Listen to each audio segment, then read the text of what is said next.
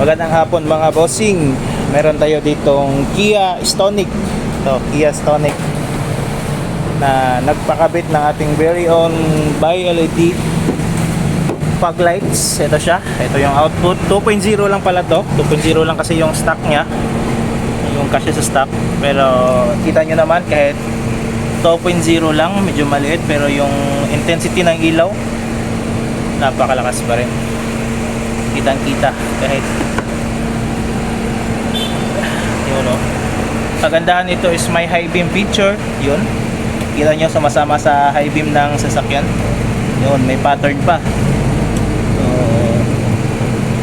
proven and tested by LED. Mas malakas pa talaga sa headlight. Yun, no? Stock headlight, nawawala. Kahit maliwanag pa, parang klaro na yung output. Ito, yung cut off sa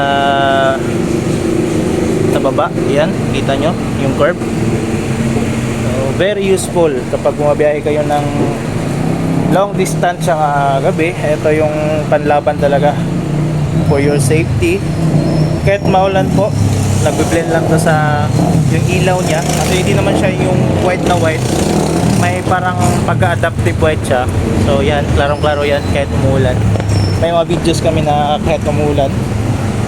Ito, fit na fit, wala tayong kinat, same bracket pa rin sa stock.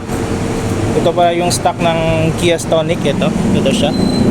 So naka-projector siya, pero yung bulb niya sa loob is purely halogen, kaya may na pa rin.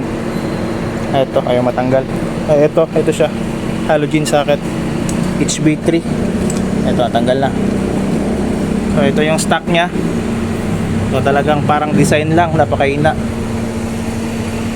So again, for more inquiries mga bossing, visit our shop dito sa Shell Bahada Dao. Ito yung Landmark, Andres Autos Accessories. Landmark is Price Gas tsaka Shell. Ayan, unit.